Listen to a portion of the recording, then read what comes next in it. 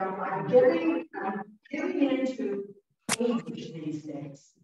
The first thing was on Christmas Day, my niece said, "Oh, come to my house for dinner the day after Christmas." I said, "Well, I hosted everybody." And I said, "Yes." And then I said, "Oh, no, I'm not doing that because I'm not driving in the dark anymore on dark roads." So she immediately said, "Well, your grandniece, my daughter, will pick you up on the way home from work and we'll take you back home." Get over that. And actually, it was very nice. And she texted me 20 times at least, giving me her estimated times of arrival at my house. And then my two great nephews drove me home. But I got to see the family on second day in the road. So that was nice. So then at the same Christmas dinner, my nephew, who lives on the Ohio border, said, "Well, I'd like to resurrect the tradition of gathering on New Year's Day. So how about coming to my house on New Year's Day?" And he did the same thing. I said, "Yes." And then I said, "Oh, no, it's going to be dark by the time I leave." I said, "So I can't come unless I can stay overnight." So later this afternoon, I am going to go to Bristol, Michigan, and find my nephew's house. And I'm going to spend the night with him. So then I can fly in the morning. Long story short, the final is, I don't know what's going to be steps, but they are hard to navigate. And I feel like I'm an old person when I navigate them. And so that's what new thing is, if there's not a kid, whoever's the lady Christian minister gets to take the book back the next day. That's right. And your Bible scholars, the kids are at college school. Yeah, that's true. That's true. So things for me at least are changing. Traditions are evolving. One of the traditions that I'm finding the most confusing is we used to always gather with the family, with my mother on New Year's Day to watch all the bowl games because they were all on January 1st. There's not a single bowl game. That's weird. Yeah, and I was for how I watched Michigan news and Ohio State news. Notre Dame was well. That was a good thing. All I wanted was that I watched.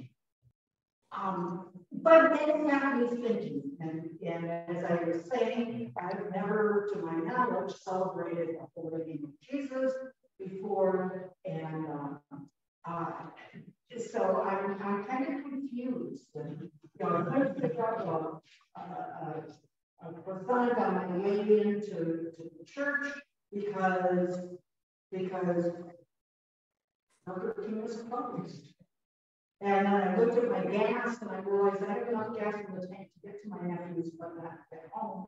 So I guess it's a good thing I'm staying overnight because not all the gas stations are open. But what they got me thinking about was how this holiday season in many ways has been a reversion back to a holiday season that we haven't spent in a long time. A season where people pause and take time. Last week, people had Monday off because Christmas fell on a Sunday. Well, Monday's not going to go off because that's in England, Boxing Day. That's the Keeping Day. This year, people have tomorrow off because New Year's Day fell on a Sunday. So people are getting, and stores are actually which in Bowling, I really don't understand that. Sunday has never started that I remember in my life. But it does invite us to reflect on how busy we try to be. And consider, do we really need to always be so busy? one of the things I do social is I have a group of friends that I needlepoint with on Wednesdays. And that Wednesday, this past Wednesday, we gathered, and one of them was a very faithful Roman Catholic. Said, you know, I saw this thing on Facebook about how the Episcopalians celebrate 12 days of Christmas. And I nodded my head, yes, and this is only day 4. Today is day 8, as we read in our gospel. There's 12 days to Christmas. We still have 4 left.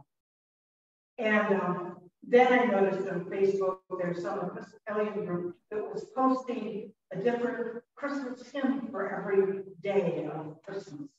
And if I was a little more computer literate, I would have figured out how to send that, forward that to the friends. And I kind of love that because as a child, it was Epiphany, January 6th, when we took our Christmas decorations down. My parents made that into a wonderful family holiday and celebration. There was tradition as to what we took off, and we were very careful with ornaments and with the roping, best of all with the tinsel. Danny, if you remember that tinsel, I don't know what it was made out of. It's a heavy metal. So, you know, you could throw it and it would fly through the air and then drape on the tree. That's how my dad and I always decorated the tinsel on the tree. My sister, whom we named the finger eater, thought that that was anathema. And so she would sneak back in and carefully take each one off and carefully put each one on to drape just right on the branch. But on January 6th, when we were taking things off of the tree, we always had Christmas carols playing. We carefully took every one of those pieces of tinsel and laid it, took it off the tree and laid it in a box for next year. I think I probably still have some of that. So I've always loved and enjoyed the fact that as an Episcopalian, we continue to celebrate Christmas. And I love the fact that this afternoon I will be with family again, celebrating again that this is still a season, that Christmas is a season. The gift of Jesus Christ becoming human to show us how God intends us to live is a gift worth taking more than 24 hours to celebrate. Indeed, it is the gift we celebrate all of our lives. But during this season, we hopefully remember that this is a season and that the giving continues, not only through this season, but throughout our lives. Another little story I remember, it's probably 8 or 9, and I read a story about how in other countries, Epiphany is the day that gifts are given. And so I suggested to my family that we should not only get gifts on Christmas Day, but we should get gifts on Epiphany. And I think I was even like self-centered enough to say, well, I think we should get a gift every day of Christmas. So, you know, I'm thinking 12 days of gifts. Well, of course, I realized, and my parents came along with it, I realized what happened. We had the exact same number, it was just spread out. But again, getting to that, we tend to rush everything. We tend to rush through our lives and slow things down. And give us time to enjoy each day. And so hopefully during this season, if you're feeling a little confused as I am, you will also take the time. Simply enjoy all that the season offers. I noticed that we're doing a good job on instinct.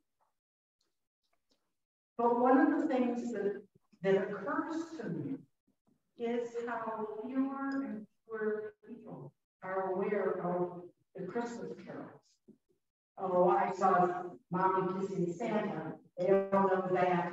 And what's the horrible one about wanting a bird for Christmas? Yeah, they know those, but the religious ones, you know, unless you come to church, you don't hear them much anymore.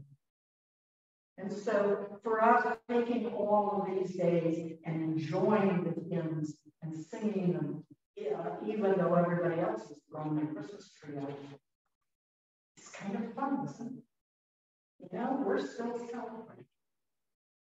And maybe we'll remember to take that celebration with us throughout the year as well.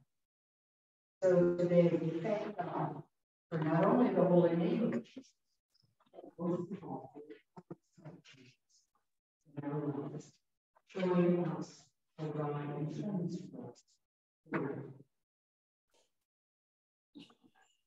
Let us stand as we are able and reaffirm